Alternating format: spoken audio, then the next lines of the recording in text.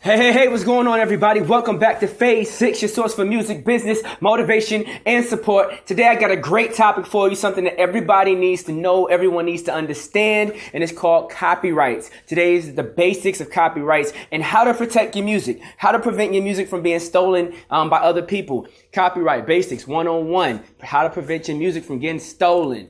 Phase 6, let's get it.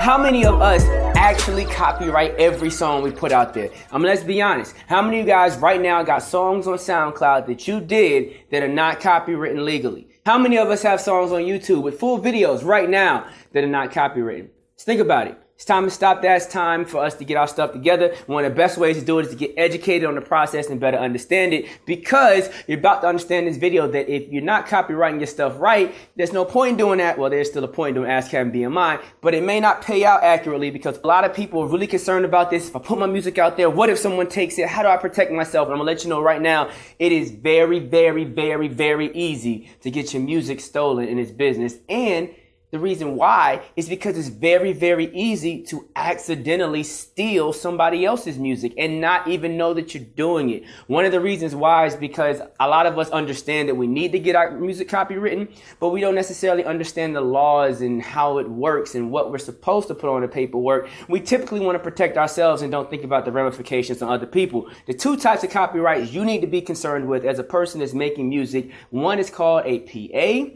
the other is called a SR. Now, the PA is a performing arts copyright. The SR is a sound recording copyright. So your PA, your performing arts copyright, this is the copyright that is going to be done by the people that write the song and people that write the beat. Okay, that's the producer, that's the songwriter. These are the people that do the PA. Okay, if you just so happen to be the artist as well, then hey, you are a producer slash songwriter. Well, then you have to do a PA. What that does is it protects the music itself.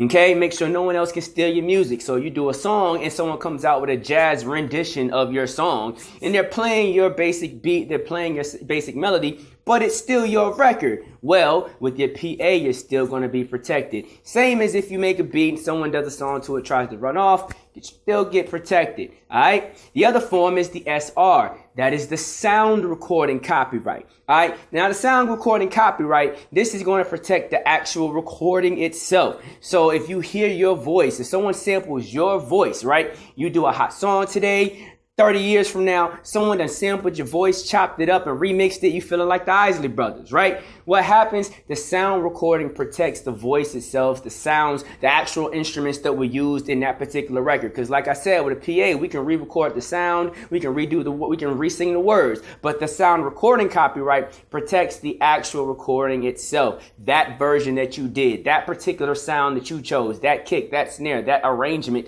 that you chose is protected under the SR. Okay? What else do you need to know about these copyrights? Well, first off, if you've watched my video on mechanicals and performance royalties, if you haven't, you should go ahead and watch that. This is some of my most popular videos. And a lot of people want to know about how mechanical royalties work, how performance royalties work, and basically royalties in publishing, how do you get paid? Well, all that stuff starts right here with the copyright. So if you have a performing arts copyright, right? If you have a PA, you're going to be the person that's going to be getting paid the mechanicals, all right? Mechanical royalties. Anytime that particular song is pressed up and sold, or if it's digital, it's calculated differently. We talk about that in other videos. However, in this video, understand statutory rate, the standard rate in America right now is 9.1 cents. It changes every about 2-3 years when it comes up for review. In the past, it's been, less, and it's the highest it's ever been. It's supposed to keep growing. However, the statutory rate, so that's 9.1 cents per record. So if you had 10, if you did all the beats and wrote all the words for a particular song, for a particular album, right? You Kanye West the darn thing, and it had 10 tracks. Do the math. That's like 91 cents per album needs to be given to the person that did the mechanicals. That means the label pressed up that 10-song album and sold it to 1 million people. You got $900,000 off of that they have to pay back to the mechanical rights owners or the rights holders for the performance arts copyright. All right. Now, if you flip on the other side of the page, you're going to go to the sound recording side. Now, if you're on the sound recording side, that means that you're going to get paid out what's called performance royalties. Now, don't get it confused because you have performing arts. You think you get paid performing royalties. No, it's not how it works.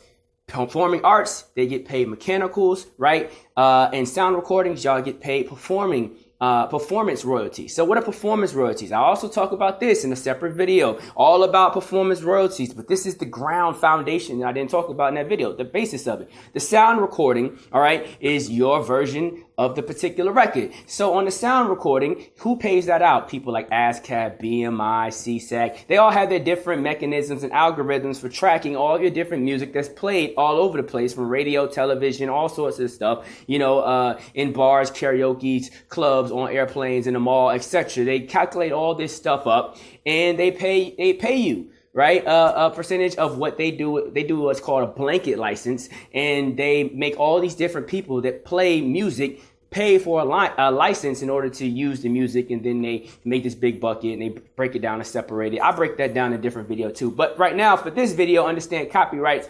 PAs, pay mechanicals, SRs, pay performance royalties. Let's give you an example of a basic copyright. Okay, if I'm a Beyonce fan, right? And back in the day in high school, I used to love this record, Irreplaceable, right? That's the one she was like, to the left, everything you own, and my boss to the left. All right, I can't sing, right? But that was a dope record, right? All right, so in that particular record, it was written by Neo, okay? The producers for that record was Stargate, right? Beyonce is a performer. Now, I'm gonna do it like this just to be simplistic, all right? Now, in this particular example, Neo is going to have PA, right? He's going to be a part of the PA, as well as Stargate. Stargate's also going to be a part of the PA. Beyonce is going to be a part of the SR, right? If she's just a performer, she's going to be on the SR side. But since this particular version of the record also includes the beat, the original beat that Stargate did, they're going to be on the SR side as well. Interesting. Now, since Neo's voice isn't on the record, well, I think you can hear it in the background, but for simplicity, Neo's voice is not on this record.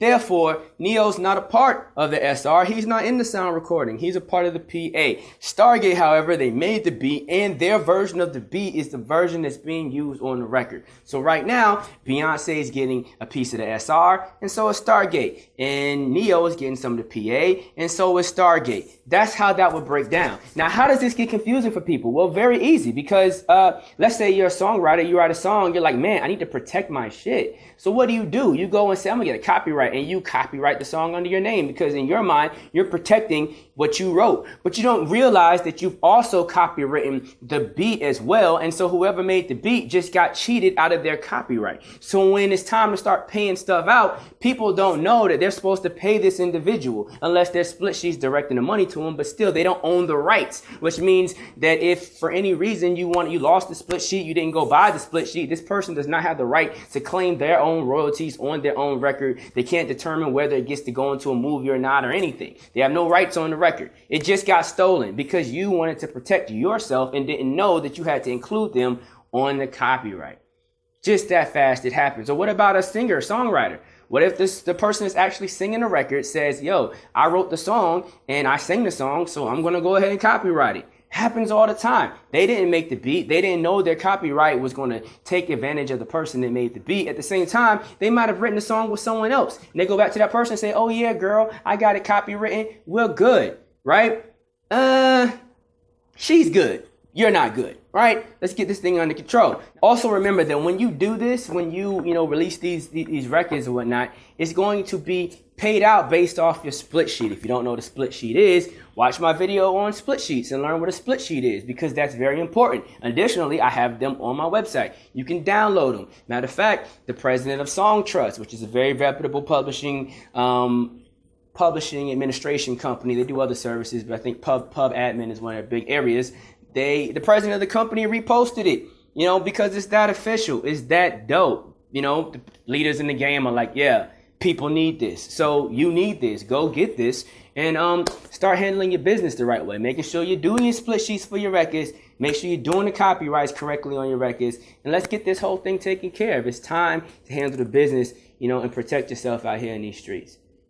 All right, guys. That's all I got to say about copyrights on this one. I have a second video on the website, www.phasevi.com, because I do exclusive videos on the website. I do a lot of videos on YouTube, but they're exclusive videos on the website. You can go watch them for free as well. Head there, www.phasevi.com. Learn more about this stuff. I'm here to teach it to you. I'm trying to help you. I don't know everything. I know a lot about a little and a little about a lot, and everything that I know, what I can give without messing myself up, I give you guys what I got. And that's what this whole thing's about. I have a lot of products and tools to help you guys get started in the business if you're new. I got a lot of videos to help you get started in the business if you're new. You can leave comments and questions below. I'll answer them if I get to them, if I can. If you want more detailed stuff, go to the website. You have a question and answer section. You can submit something more long-winded. We can do long emails and kind of try to help you as much as I can. What else? I think that's the gist of it. It's your boy, Sir Love, Phase 6. Thank you for supporting me. I really appreciate it, guys. Go to the website. Hell, donate. Support the kid. I'm out. One.